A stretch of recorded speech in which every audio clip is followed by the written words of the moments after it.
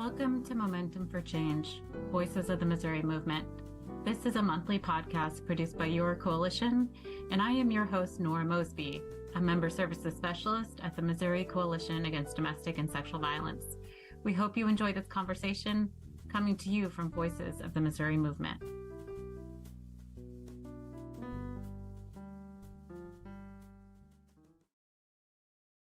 Welcome to Season 3 of Momentum for Change. This is your host, Nora Mosby, and Momentum for Change is a podcast brought to you by the Missouri Coalition Against Domestic and Sexual Violence to lift up voices of the Missouri movement. As many of our guests know, April is Sexual Assault Awareness Month, and our guest today, Lisa Saylor, has done a lot to increase awareness of both domestic violence and sexual assault in Missouri. She truly is an incredible person, and her actions have changed laws, and her words have inspired so many other survivors, other advocates, and people throughout the community to take action to end violence. In fact, just a couple years ago, MOCADSV nominated Lisa for the National Sexual Violence Resource Center's Visionary Voice Award. And the National Center granted her the award in recognition of the significant contributions that Lisa has made to the movement here in Missouri. So Lisa, it truly is an honor to have you on the podcast today. Thank you for being here. Thanks for having me. It's an honor to be here. As we're getting started, could you let our listeners know just a little bit about yourself, who you are and where you're from and what you do? Sure, you bet. I am native to Missouri, grew up in a rural community, so been around the Springfield, Missouri area all my life, and went to school, high school, and then started a family early and found myself in domestic violence and trying to get out of that, encourage myself that it had to have a purpose if I was going to have to walk that journey. And so here I am 12 years later, trying to continue putting pieces of my life back together, but finding myself also wanting to encourage others and try to build that bridge so that those just starting their journey have a little bit more of a lighted path than maybe those of us that have walked out of it in the past 2 years. And you've done so much to light that path for other people. And I really cannot wait to hear about that. But before we get to that, I know that you went through a lot in the abusive relationship that you were in, and that even after you left the relationship, it was continued to be hard and abusive, and it didn't just end right when you left. So as you're comfortable with speaking to, can you tell our listeners a little bit about what you went through? Sure. So I always start out by saying, a lot of times people say, well, why don't you just leave? And they just don't understand the dynamics of domestic violence. First of all, it rolls in like fog. So when they show up at your door to start dating you or anything like that, they don't knock on your door and announce, I'm here to abuse you and your children and to cause a lot of trouble for you. They tend to be quite charming.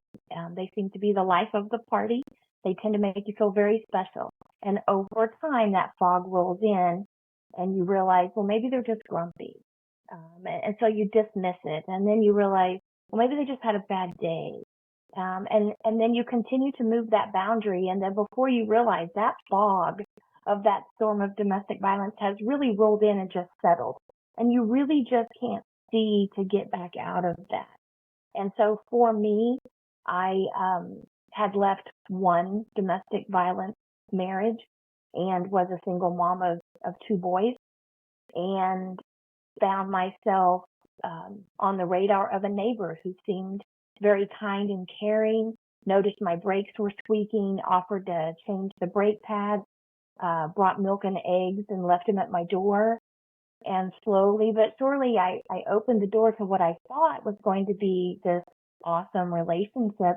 And, for the first couple of years, seems to be looking up. And then as time went on, that fog rolled in and I realized I had let in a bigger monster than before. Mm-hmm. And so was struggling, was, trying to dismiss the actions. I love him. I don't want to leave. hey, I'm a Christian. My faith says I can't leave this covenant. And so really found myself struggling at where am I at and what am I going to do? DFS had been called.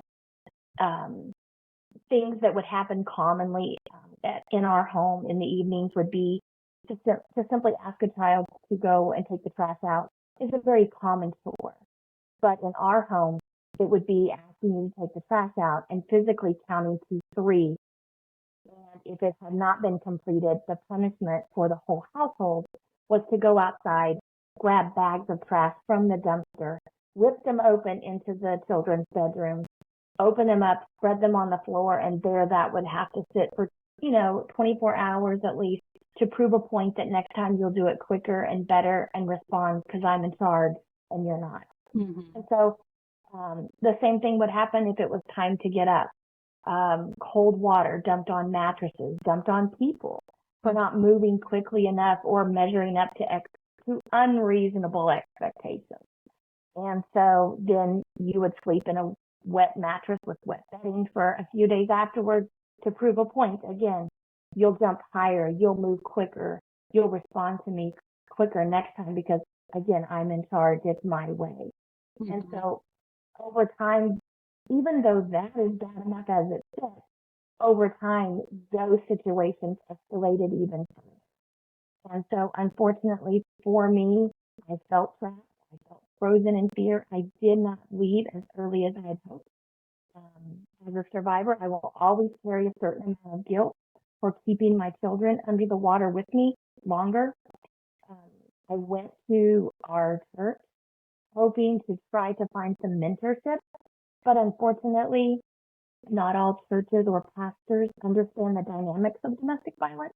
Yeah. And so when they brought my abuser, which was my husband at the time, into the church office with me, the pastor counseled that if I would submit more and my children would obey more, then this wouldn't happen. And so in effect, what I heard that day was, it was my fault.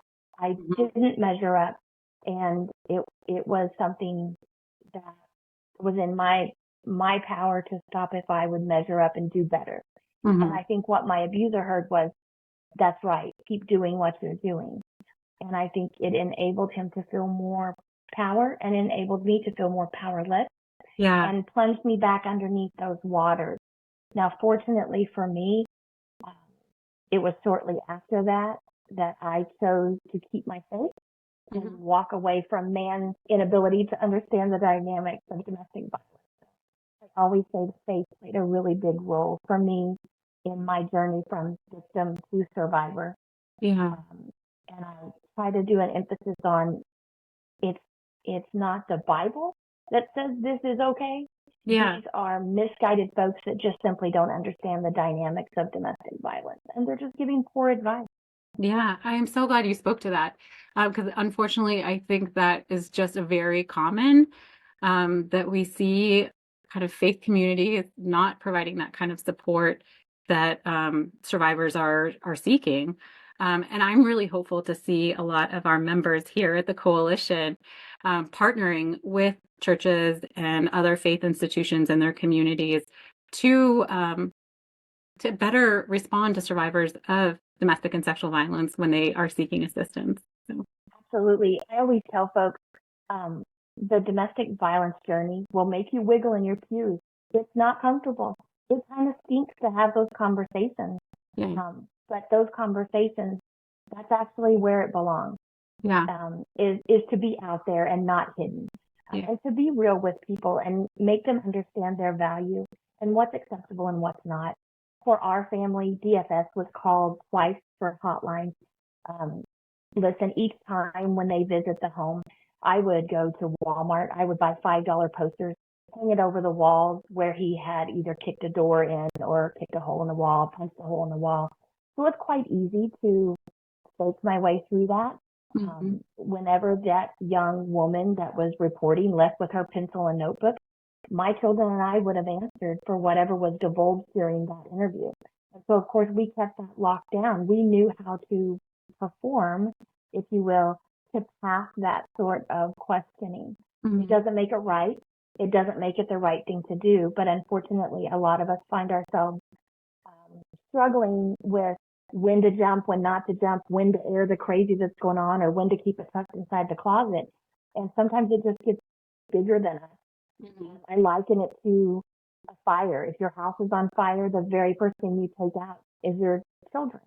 Yeah. When you get out to the driveway and you look back at that burning home, the fire chief drives by and he says, "Good job, Mom, getting little Timmy and little Susie out. But now I want you to send little Timmy and Susie back into that home that's on fire every other weekend without your supervision, Yeah. because now we have to go through a court system." And so oftentimes people think women that are in a domestic violence situation, or men that are in a domestic violence situation, are stupid, stubborn, slow, and like to be hit. And Mhm. I always tell people, I'll give it to you that I'm stubborn. That's probably one of the reasons why I'm here today. But I am by no means stupid, Mhm. and I am by no means slow, nor do I like to be hit. We go back for our children. We go back because we are mama bears. Mhm. And that mothering instinct is in there. And we don't feel it's right to get our walking papers in the form of a divorce, and our children be susceptible to that abuse. And so that's why it's so important for like the Missouri Coalition to be able to approach lawmakers to change laws, to put them Mhm. into effect, and then also to have judges and prosecutors that are willing to uphold them, Mhm. so that when this domestic violence victim is willing to leave, that we don't just say, "Well, good job," and walk away. That's just when that journey begins. Yes, absolutely. Absolutely. You've said so many just rich things that I want to follow up on. But I love this imagery that you evoke with the fog rolling in. I think that's so helpful for people to understand a survivor's experience, because it captures that gradualness that the abuse is escalating, and how you can't see through sometimes the abuse and what's happening. And you're really in survival mode. And that's what you were in when you were hanging those posters up and protecting your children and being Mother Bear. Yes, As you were in yes, survival mode, just keeping things together. So, right. And for us, my aha moment was one particular day. There had been a very large incident the night before. The older boys had got up and went to school, and so our daughter was home with me. He had gotten aggravated, and as always, it was my fault. And he had punched. He had backed me up to a wall and punched right next to my head, holes into the wall on each side. And something that morning clicked that said, "We are going to die if we do not leave." And I had been calling a local domestic violence shelter, um, because we had been hotline twice. I had learned a little bit. mhm, At the time, I was working for the Missouri Department of Corrections. So during the day, I would go to work at a Missouri prison, and I would be inside with 650 male inmates, and I could hold my own every day. I could manage my department, mhm. and I even taught anger management. But the one thing I could not do was manage his anger at home. Right. And so I was actually safer in the prison during the day than I was at home. And Mm, that's just not how that's meant to be. no. And so I loaded up my daughter and we left. And about 5 minutes down the road, in heading towards the shelter, I called him to check in, because that's what we're so used to doing. So I called the abuser today, just so you know, we're leaving and I'm not coming back. I'm going to go stay at the shelter. Mhm, And of course, he hung up quite aggravated, and I kept driving, and I could see light. I knew I was going that day. That was my break-free day. mhm. And 6 or 7 minutes later, my phone rang, and he wanted to talk to our daughter. I put the phone on speaker. She's 2, 3 years old in the back seat. He says, "I just want you to know that daddy's going to die today, and that mommy's going to get you a new dad." Gosh. And I, of course, grabbed the phone back. I said, "What are you doing?" And Yeah. he had tried to kill himself with us present, multiple times. And so what he had done was he had hooked a garden hose up to a propane tank that is used to heat your home with a furnace. Mhm. Sometimes those will hold 500 gallons. We had 350 gallons delivered that week. He had hooked a garden hose up to it and ran that into the home in the hopes of killing himself. Oh my And God. so, of course, in the type of environment and my hard wiring at the time, I raced back home, thinking that I had to survive. I had to save him again, that it was my duty, my responsibility. And so that was actually the first time I ever called 911.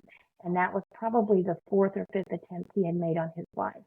Wow. So we get there, we're able to get the gas shut off. He's overcome by the fumes. He's found in a fetal position underneath the bed. And they take him. And so I realize he's being 96. So they're going to manage him for a while, which means I don't feel responsible for managing him. So again, this is my break. So I get in the car and I go check in at the domestic violence shelter. And I oversleep. And I realize I can't believe it. I slept so good. And I didn't realize how much I wasn't sleeping, how much I wasn't resting until I started resting. Wow. And so, of course, 4 or 5 days later, I get a phone call, and it's the hospital that had taken him in, and it's the social worker, and she says, "You can come pick up your husband. He's all better now." And mind you, this was the third or fourth time that he had been institutionalized for treatment of that. And so I explained to her that, I was in a domestic violence shelter, that we would not be participating or coming back to the table, and that he would need to contact someone else. And in her inability to understand domestic violence, she said to me, "If you do not come pick him up, I will report you to the police for abandonment of a spouse, and they will arrest you." Wow. And she scared me. Yeah. But at the same time she scared me, I was so exhausted that I remember saying to her, "Well, I'm at this particular shelter. You can send them my way, because I would rather go to jail than to return back to the home and the lifestyle that we had just come." Wow. And the police never came, and I never got arrested. And I started realizing kind of the tower, mentally and physically, that you end up locked in. Yeah. And social workers may mean well, but that doesn't mean they have all the answers or understand. Right. And so, again, I just stood my ground. Eventually, he would take my car. I would be left with a vehicle. I would get rides back and forth to work. Because of that, he saw me standing up pegs of independence. And so that meant there had to be punishment for that. And so he would find out who was giving me that ride that day. And he actually worked at the prison at the time as well, so that made it more difficult. And he would contact them and threaten them. And so then they would quit picking me up, so I'd try to find someone else. And so every peg of independence and support that I would get stood up, he would knock down. And something in me just said, I'm not going back. And so as time would go on, I would have more trouble. I finally saved up enough money for a vehicle, went back to get the kids fed, and had a situation where I thought I was having a heart attack. I get transported by ambulance. I'm at the hospital. I don't have a parenting plan. I don't have an order of protection because, again, I'm still thinking I can manage his anger, but just not be in the home. And I had told the ambulance folks he would not let my children leave. So he and I made an agreement. If I get in this ambulance, you can follow me with our daughter. You have to let the boys leave. And so he said, that's fine. And then he agreed if I would let him stay at the hospital, he would allow my parents to take our daughter. People don't understand, why do you allow an abuser to be with you in a hospital room? Well, because the safest place for my children, for my abuser to be, is with me, so that they can be with family. Yeah. And so I made sure to let the nursing staff know when he wasn't in the room, do not leave me alone. There are significant issues here for my safety. And unfortunately, I had to be sedated. They thought there were some other issues. And a couple of days after that hospital stay, I started having some flashbacks that didn't make sense. And so I called the hospital and I said, hey, I was there on such and such date, and I think you need to review the video. I know there was a camera in the room because I was a heart patient at the time. And I remember you having a video in the room. And so they reviewed it. Within 2 hours, I was called back by hospital executive. And I was told that the police were on the way to the hospital and I needed to come up to the hospital. And I said, why? And they said, because you were sexually assaulted. Oh and so devastated, I drove it. I remember sitting in the parking lot and I remember thinking, if I never go in, then it doesn't happen. Yeah. I'll never hear it. I'll never see it. Yeah. But I gathered enough courage and I went inside. My memories were of someone lifting my arm and dropping it, of a cool feeling, and liquid hitting a trash can. And that's all I could really remember. Yeah. And it didn't make sense. And so I refused to cooperate with the police until I was shown the video, because in my mind, I needed to make some connections. Yeah. And so in the video, he is seen raising my arm and dropping it to make sure that I cannot respond to the sexual assault that was getting ready to happen. Yeah. He raises my arm not once, but 3 times. He disrobes me.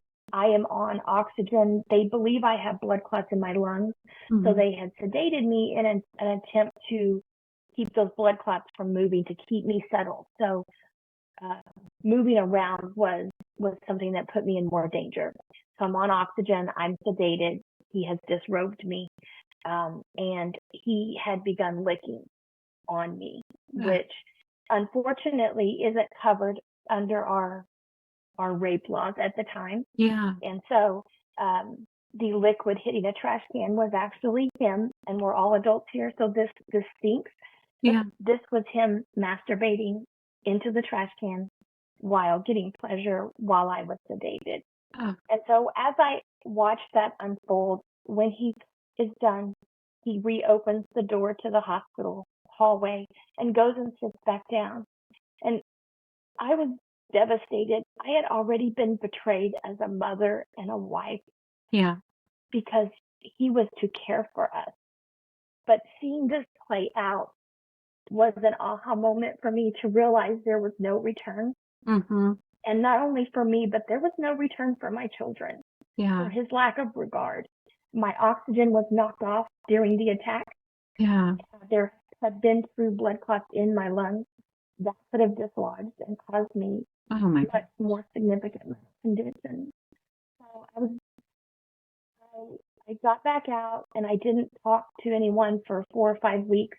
I didn't want to engage with the police. I did go and confront him. Mm-hmm. He said I was making it up. I said, I saw the video. He said, am I in trouble? I said, I don't know. Do you think you are? Yeah. And he goes, well, no, I'm a married man and I wasn't getting any. What did you expect me to do? Buy a whore for $10? Mm-hmm. I was overwhelmed with all of it, the betrayal, the grief, the trauma, and was not dealing with it very well. I went in my car and I remember sitting there thinking, I just want the world to stop and I want to get off. Yeah. I don't want to die. I don't want to kill myself. I don't want to harm myself. I just can't stay on this ride of life anymore. This is too difficult. And, I just remember feeling like the Lord said, you know what, I'm not done yet. Yeah. And I needed to get back up. And so I said, well, if we're going to do this, then we have to change things, because there's got to be more Lisas struggling. Yeah. And this is too much. So I need it to be worth it. Yeah. And so the prosecutors filed a sexual abuse charge. And a few weeks after that, the prosecutor's office called me in and explained that they had to drop the charge. And I was devastated. I finally decided to cooperate, and now you're going to drop a charge. Right. His attorney had brought up that forcible compulsion had not been met. And I didn't understand all these lawyer terms. And they said, well, basically, for it to be rape in Missouri, there has to be penetration. Mm-hmm. And so you are not qualified for that. Mm-hmm. And so then for a sexual abuse charge, there has to be forcible compulsion, which means he needs to have held you down. You needed to have fought back. He needs to have given you medication, a roofie, the drugs, whatever. And they said, you willingly took the medication from the hospital, and he didn't hold you down, and you didn't fight back. And to be excused and hear that my body didn't Yeah. me. Yeah. And so that's where the words incapacitation and inability to consent were being pushed by the Missouri Coalition to add that to that law. Yeah. And even though that would not grandfather me in, it would change for my daughter. It would change for my sister, my mother, Right. my friends. And so I was assaulted in January of 2012 after leaving the relationship in June of 2011. Okay. By November of 2012, I found myself with Colleen Coble in front of a Senate committee in Missouri, testifying on what happened to me, being as transparent as I could, and conveying what had happened. Yeah. To get these senators' attention, to say, your system is broken. Yeah. Falling through cracks. Let's get these cracks fixed. And so I was honored to be able to share my story, as several of us did. Yeah. And so when that was updated, it couldn't fix my situation. Right. But it meant no more. And no more meant a victory. Yeah. And so after that, I continued to push. When I got when he pled guilty, prior to pleading guilty, because I cooperated, there was punishment to be had. And so he brought our family dog to my doorstep just by an order of protection and explained the dog was not breathing well. Yeah. And explained the dog had been poisoned, and I could either get in the car with him or I could get the dog. And I knew I couldn't get in the car with him. I knew I wouldn't come home to my kids. Yeah. And I didn't have a working vehicle at the time, and he, of course, knew that. And so I gave him cash and shut the door. And the dog would not survive. Oh, Lisa. My children, and I did. So sometimes in these situations, difficult decisions are made. Yeah. And more trauma is piled on top of us. Yeah. However, if we continue to take just one day at a time, one step, and some days 1 minute at a time, Yeah. we can get to that change. So the judge gave me supervised visits. I knew my children would be protected. Yeah. But I can tell you, after everything that happened from June 2011 until my divorce in November of 2012, I was prepared that day. Before we went in, I turned to my advocate at the shelter and I said, if the judge doesn't see things clearly and he says my children have to go back unsupervised, Yeah. I plan to drop and grovel at his feet. I plan to ask him to take me back, because I cannot send my kids back into that burning home. No. When I know they're not able to protect themselves, and I'd already failed to protect them. Yeah. And so it doesn't mean I love them. It didn't mean I wanted to be hit, but it meant my responsibility was to my kids. Yeah. And so fortunately that day I walked out, we had supervised visits. Wow. And so I didn't have to go back. But that's a big thing, is court costs. Yeah. Fighting it was very expensive. Yeah. And so I think that's important for people to understand, that just because we leave doesn't mean you can tell us good job and pat us on the back and send us out the door. That's really when our journey starts. Yeah. I mean, I think you said it in the beginning. People ask survivors, why don't you just leave? And your story clearly shows, even if you do leave, does not ensure safety, does not ensure the violence will end. So I really appreciate you speaking to that. Yeah. And I will say, so that was 2011. We are at 2024. And I have been to court 78 times. Oh my goodness. I have been out of pocket more than $45,000. Wow. And so trying to find housing, trying to keep a job when you're constantly out to take kids to counseling, court dates. And we all have said in court where they get a continuance and a continuance and a continuance, and you're constantly going back. So not only is it important that we elect folks that are listening and are making changes in our laws, but no amount of legislation changes will help if we don't get prosecutors and judges Yeah. in offices that will utilize those laws and apply them. Yeah. Because no legislation changes it if no one is there to apply it and enforce it. Yeah. I was thinking about how you said earlier how important it was to make these policy changes, and also to get to get prosecutors and judges to support survivors and to really understand the dynamics of domestic and sexual violence.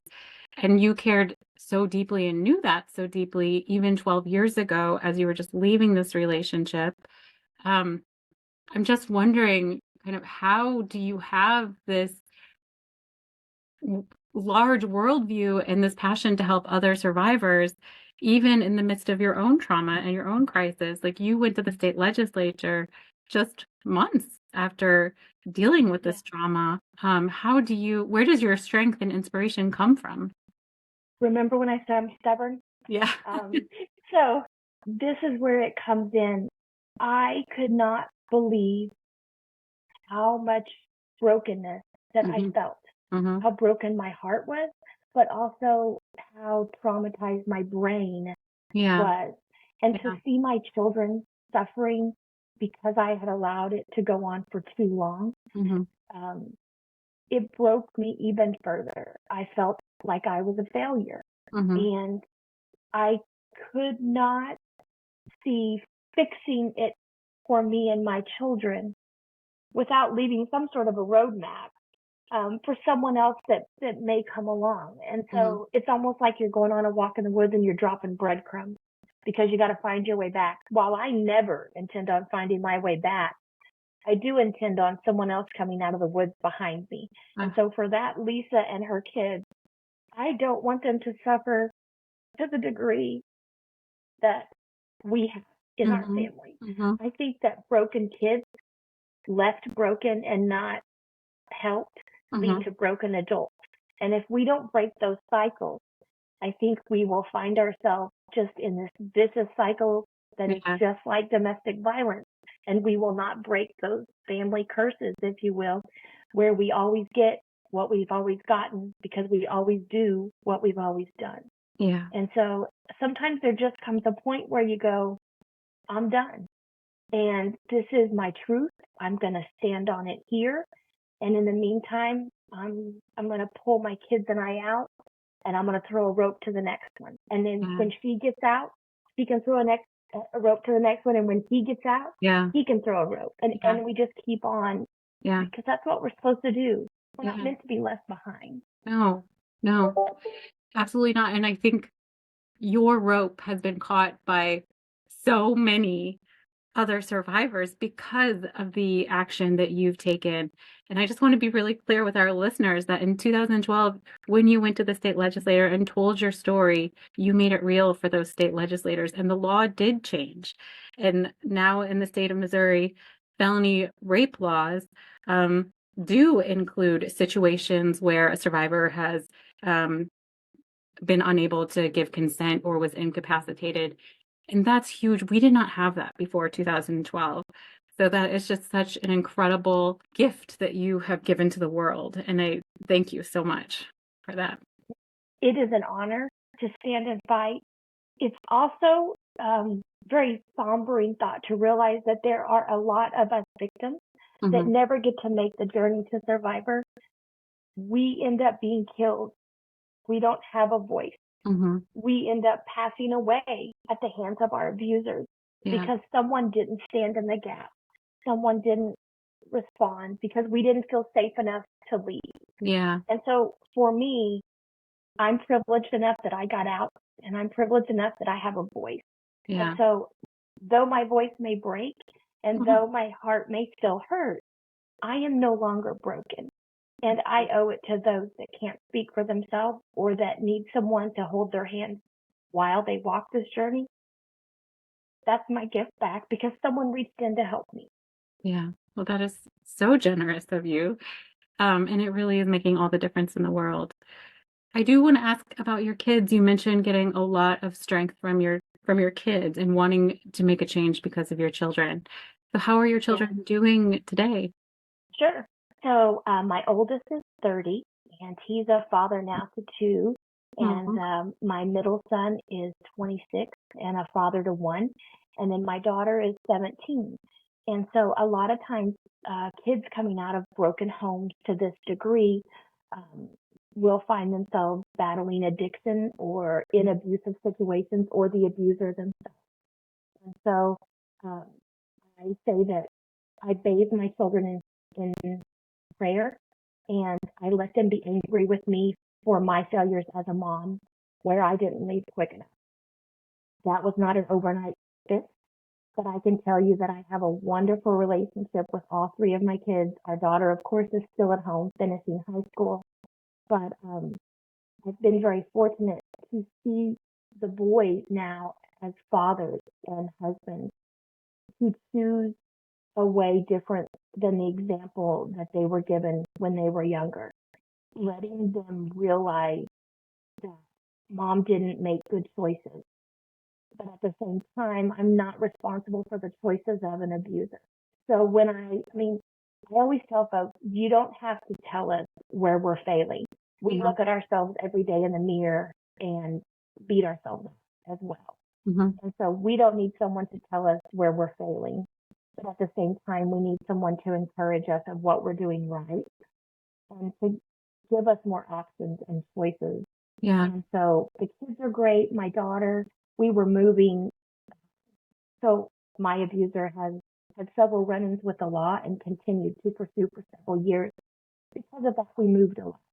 And so when we first went into shelter, my kids were given a blanket from the domestic violence shelter.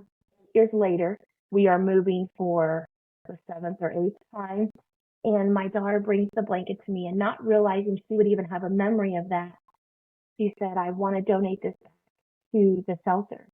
And I gave her a blank thank you card, and I said, do you want to send a thank you card? And she said yes.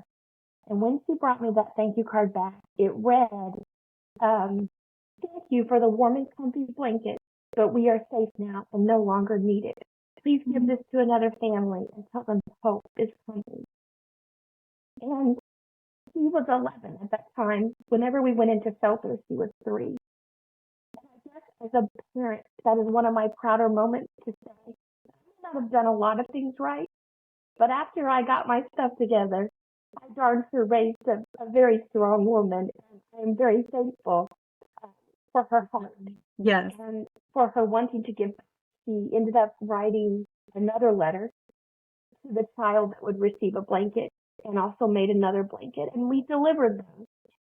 And we gave them back because I don't think people that are survivors of domestic violence, we are so tattered, torn, bruised, and beaten down. We often don't let people in. We don't want to be in a spotlight. We want to blend in. We're hurting. And so for us, we want to be transparent with our pain, with our trauma, with our healing and our journey, to give hope to those that are just starting that journey, but also to give insight to those law enforcement officers, those child family service folks that may engage with other families on, hey, how could you have better approached us? Or why did we act this way or that way? And so our choice has always been to try to use our journey as an example. I always say, let people dissect the brain of a survivor. So when I'm giving my trainings and my education, I always tell folks, no question is off limits. I may quiver or cry or tear up answering your question. Don't feel bad. That's just me healing. And you getting a front row seat to that. And so I think it's important not only to encourage other victims to start that journey to survivor, but also to engage in those community resources that may very well be at our door, responding to these calls for help, so that the community as a whole has a better understanding of what we need. Yeah.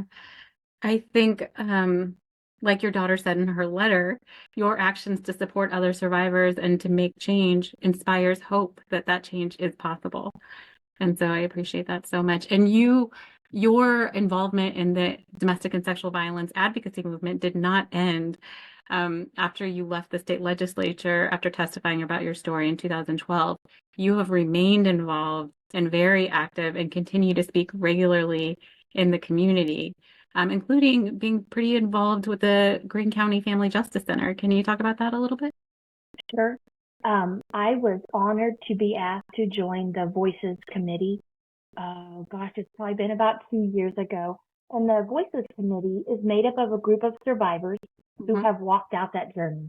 So we are survivors and we are wanting to give back to the community, whether that be in the form of advice to local resources as to what our experience was and where we see holes that could be patched better, so that we're not just bailing water all the time. We're actually repairing this and what's going on, but also to give support and educate if we have a church reach out or a small group of folks from an organization that just want some more information on what domestic violence looks like and how that works.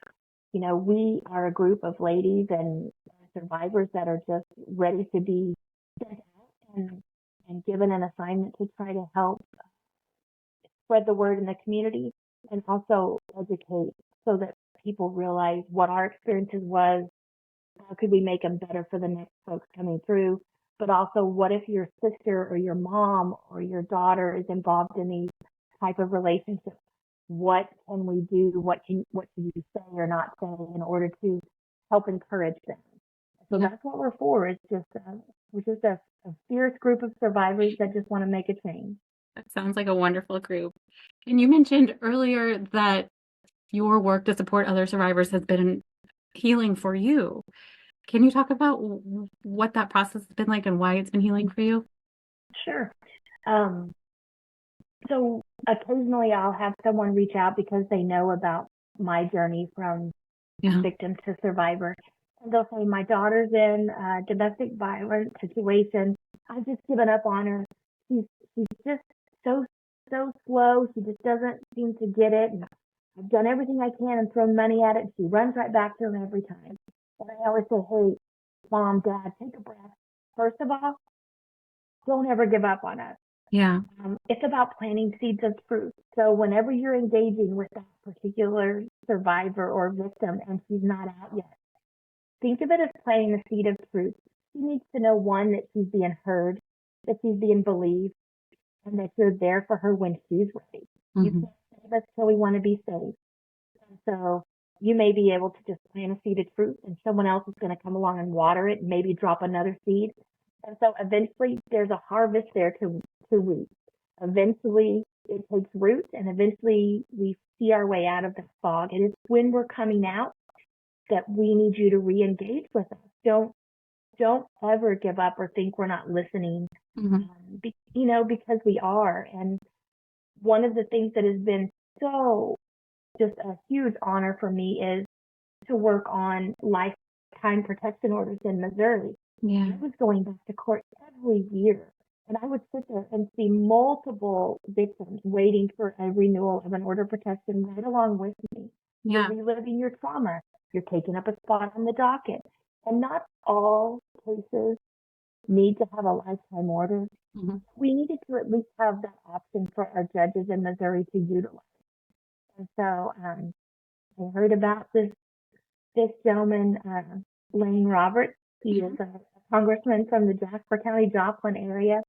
And I heard that he's a former sheriff and he was wanting to take that up. And so a few phone calls were made and I volunteered to testify and explain my story to a committee. And just in the last couple of years, that was signed into law. And remember how I didn't get to benefit from those prior workings? Well, in March of 2023, a judge handed me a piece of paper and he said, here is your lifetime protection order. And so, law that I had worked on to try to help others that were lined up on those court benches every time I would go in is now not only able to be there for a judge to help them, but I also now get to benefit from that. Yeah. And that's probably one of my more moving moments in court. Yeah. From full circle. And that was the 78th time I entered the courtroom. And again, unless we have judges that are willing to utilize it, it is of no use. Yeah. I was the first one to receive one for Webster, and I am so grateful. We realize they're not bulletproof. We hear it all. Well, that's not bulletproof. He could still kill you. You're absolutely right. But that lifetime protection order says I was found credible, says he proposes a danger. It enhances the sentencing guidelines if he comes at me again. And it means I matter to the court system, and it means I was heard. Yeah. And so if not for any reason else, I matter. Yeah. And that's something that every victim should take away. Yes, absolutely. And I cannot thank you enough for your work on getting those lifetime order of protections in Missouri. There's a million reasons for why they've been so helpful to have, but just in the short time that we've had them available to survivors in Missouri, they've made a huge difference. And you played such a central part in that. So thank you, Lisa, for your work on that. I really appreciate it. You have achieved so much for public policy and making positive change happen here in Missouri. Do you have any hopes for the future or additional changes you would like to see? I think that we spend the Missouri Crime Victims Compensation Fund. It helped to provide counseling for those that have been sexually assaulted. And so I will say that that's one of the biggest programs that I saw make a big change for me. So it allowed me to have that money there to get that counseling. So if someone said, what made you, so I'm remarried now, been married for 10 years. Congratulations. What made this one? Yes, thank you. What made this work better for you? How come you didn't choose badly again? How come you're not in another third domestic violence situation? Well, because this last go around, I took care of myself. I went and I got that counseling, and the Missouri Crime Victims Compensation Fund, it paid for that because of the sexual assault. And that allowed me time to get my wiring in my head corrected. So that I realized I'm worth it. My children are worth it. What is normal behaviors? What is not normal behaviors? And to really heal that so that I don't continue to make poor choices or feel that I don't matter, because it's not our fault. These folks are making poor choices. We just happen to be the ones that are suffering. So I would like to see further help for victims that leave those domestic violence situations, because a lot of times the court system is misused to continue to keep us in court, because we know if our children are unsupervised, they will continue to get what they've always got when they were in that home with our abuser. I could not agree more. I think those are an investment. The further assistance, further programs are an investment in our communities, an investment in safety, and can make a world of difference for survivors. So I would look forward to seeing more funding for programs as well. I just think it's so important. So April is Sexual Assault Awareness Month, and you've spoken a lot about the lack of awareness that exists in the community. Is there anything in particular, though, that you wish that there was more awareness on about the issue of sexual assault? I think that for the faith community, if you are involved in a church that maybe does not have examples of domestic violence that they've dealt with, reach out to the Voices Committee at Greene County Family Justice Center. Reach out to a local organization. Get someone to come in and talk to either your congregation or at least your pastoral staff about the dynamics of domestic violence. Not only are you doing yourself a favor by having a deeper understanding and an education about it, but you'll also be helping your congregation. And that's just going to equip them to be able to make better choices. If you are someone that has a small group that you get together from time to time, a book club, a woman's club, a man father's club, reach out and get some education so that you guys can make a better contribution and understanding in the community, because you never know when you're going to be called to encourage someone or be made aware of a situation that's difficult. The more education, the better. But also keep in mind, it's not just about who we're sending to Jeff City. If you have a judge on a bench or a prosecutor and they're not filing charges or following through or applying those laws that we get taken care of in Jeff City, then See what can be done. Mm-hmm. Make sure your community and your voters know that it matters. Yeah. Yeah. I mean, I think that's why it's so important that we do have a Sexual Assault Awareness Month. And because we need to encourage people to talk about it and to normalize these conversations, and to seek out resources where you can get more information about it. Because the reality is, especially with the issue of sexual assault, we need to talk about it. And in fact, when we don't talk about it, it hurts survivors and it protects people who perpetrate assault. And so we need to reverse that trend. I think there's a lot of shame that comes along with it. Even now, as a survivor, I will tell you that I still deal with that amount of shame as to why did I allow this into my home on the domestic violence side, but also the sexual assault. How did I ever get caught up in this? So there is shame associated with that. But if we can somehow educate and make there be more of a communication and awareness in the community, then maybe I'm more comfortable to talk more, and maybe that survivor reaches out to us because they feel like it's a safe place to be able to speak what's going on. Yeah. Well, you have shared so much wisdom over our short time together. And as we're wrapping up, I do want to ask, was there anything else you wanted to be sure to speak to and let our listeners know on this podcast? So if you are in a domestic violence situation, one, excuse me, you don't deserve it. Yeah. Two, there are folks ready to help you get out. Safety plan, safety plan, safety plan. Yeah. Reach out. Let them start talking to you about ways to get out. And three, never give up. When you look at yourself in the mirror, don't say, I can't do this. Say, yes, I can do this. Yes, I deserve more. Yes, my children deserve more. And then get in there and pull yourself up and start working and walking towards that door, because that's a whole world waiting for you outside the other side of that door. Beautifully said. Thank you so much. And thank you for sharing all of the things that you've said today. It's just been so helpful to learn more about you and see that change is possible. You can change lives, you can change laws. And so thank you for just sharing your very inspiring story, Lisa. We appreciate it. You bet, anytime. Thank you, listeners, for tuning in. I hope you all have a wonderful Sexual Assault Awareness Month. And we will catch you next time for our May episode of Momentum for Change. Thank you for joining us. This has been a recorded conversation now available in both video and podcast formats. A video recording of this episode is available on the MOCADSV YouTube channel under the Momentum for Change playlist. Please subscribe to our YouTube channel in order to receive new episodes in your YouTube feed. You can also find all of our Momentum for Change episodes available to stream on Spotify or wherever you find your podcasts. Momentum for Change is a podcast produced by MOCADSV with post-production support provided by Tim Stillings and promotion by Adrian Maddox. Again, I am your host, Nora Mosby, and we appreciate you joining us for this episode. Thank you again, and we look forward to seeing you next month.